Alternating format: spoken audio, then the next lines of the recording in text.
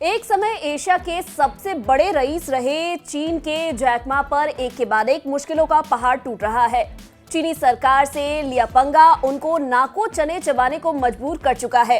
पहले Jack Ma के गायब होने की खबरें आई, हालांकि 2 महीने पहले पता चला कि वो जापान में रह रहे हैं और अब जैक मा को सबसे बड़ा झटका लगा है। चीन के सबसे बड़े fintech platform and group company, जिसे उन्होंने अर्श से फर्श तक पहुंचाया था और ताबड़तोड़ कमाई की, वही कंपनी उनके हाथों से आज निकल गई है। आइए पूरी डिटेल्स जानते हैं इस वीडियो में। नमस्कार, मैं हूं तन्वी सिन्हा और आप देख रहे हैं बिज तक। दिग्गज फिनटेक कंपनी ने कहा है कि कंपनी पर अब जैक मा का कंट्रोल नहीं रह गया है। एंड ग्रुप ने वोटिंग स्ट्रक्चर में बदलाव का ऐलान किया है। इस बदलाव के तहत फाउंडर, मैनेजमेंट और एम्प्लॉय समेत 10 इंडिविजुअल्स के वोटिंग राइट्स को एक दूसरे से अलग कर दिया गया है। यानी कि जैक मा के पास एंट को नियंत्रित करने की जो शक्ति थी अब नहीं रही है। हालांकि वोटिंग स्ट्रक्चर में इस बदलाव का किसी शेयर होल्डर्स के इकोनॉमिक स्टेटस में कोई असर नहीं पड़ेगा। पहले जैक मा के पास एंट ग्रुप की 50% वोटिंग राइट्स थी, जो अब 6.2% रह गई है। अब एंट ग्रुप में उनकी हिस्सेदारी घटकर केवल 10% रह गई है।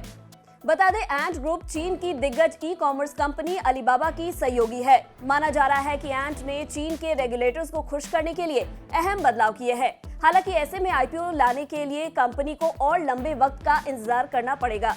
दरअसल चीन के ए शेयर मार्केट में लिस्ट होने के लिए नियम है कि कंपनी के कंट्रोलर में पिछले 3 साल में कोई बदलाव नहीं होना चाहिए। वहीं शंघाई के स्टॉक मार्केट में अगर लिस्ट होना है तो इसके लिए यह पीरियड 2 साल और हांगकांग के स्टॉक मार्केट के लिए 1 साल है। एक समय था जब जैक मा और अलीबाबा का बोलबाला था, लेकिन साल 2020 में जैक मा की मुश्किलों की शुरुआत हुई।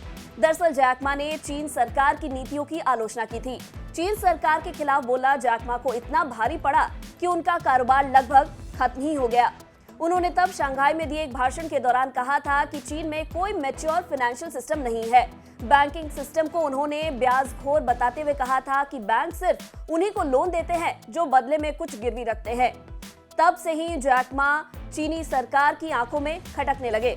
इसके बाद ही चीन के मार्केट रेगुलेटर ने एक्शन लेते हुए अलीबाबा ग्रुप के खिलाफ एक अधिकार रोधी जांच शुरू की और अलीबाबा कंपनी पर भरोसे का दुरुपयोग करने के नाम पर रिकॉर्ड $2.8 बिलियन का जुर्माना लगा दिया।